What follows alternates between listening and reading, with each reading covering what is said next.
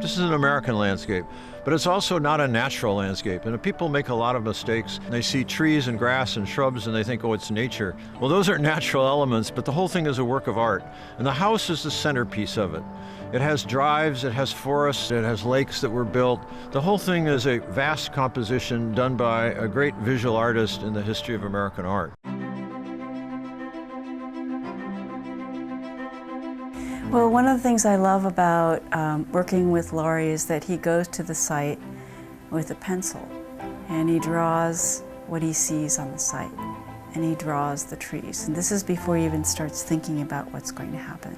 I think Laurie's most outstanding talent might be his ability to blend a new design, something you need in this place, with what's already there. Number one, it's the opposite of a quick study.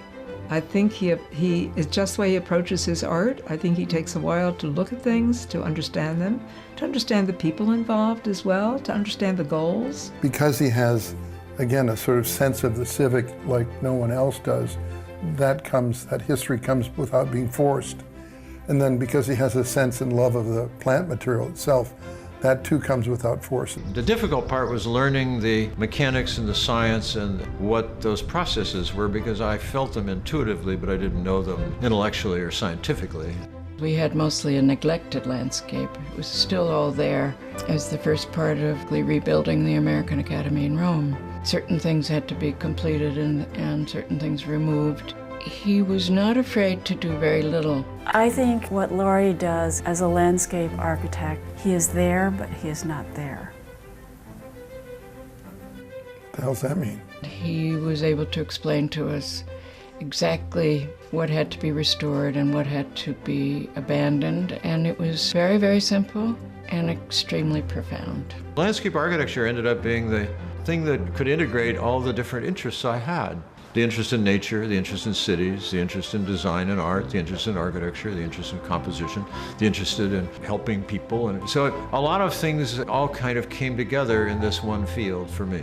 Later, when I came out to the States, I fell in love with cities. I thought cities are fabulous. And they're sort of like forests, I thought. There's all this energy and things are dying and being built and being torn down and people are moving around. And they're like the coral reefs that people build to swim through or something like that.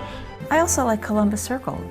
I said, Laurie, it's just terrific, thank you. It's just great. I mean, these trees exist on pavement and it feels wonderful. The sense of respite that you are able to find there in the midst of Broadway and Central Park South, all sort of converging, is really amazing.